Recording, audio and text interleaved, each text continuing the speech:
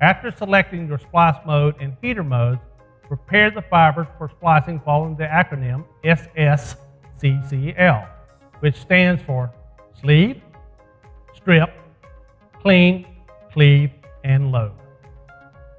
Sleeve. Slip a clean protection sleeve over one of the fibers you're about to splice. Strip. Use hand strippers or thermal stripper to remove the protective coating from the fiber.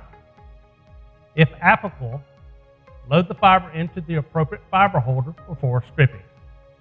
Clean. Wipe the exposed glass with a fresh, lint-free cloth moistened with either FCC2 fluid or 99% or greater isopropyl alcohol. Cleave.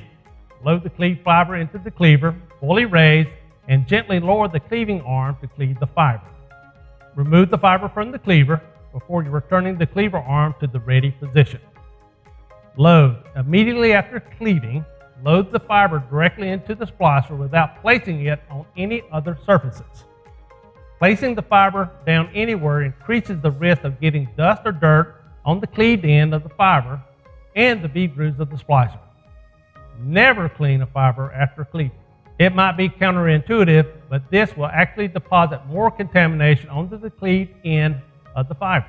Developing good, consistent fiber prep habits will not only be appreciated by your equipment, but will also be reflected in the quality of your splicing.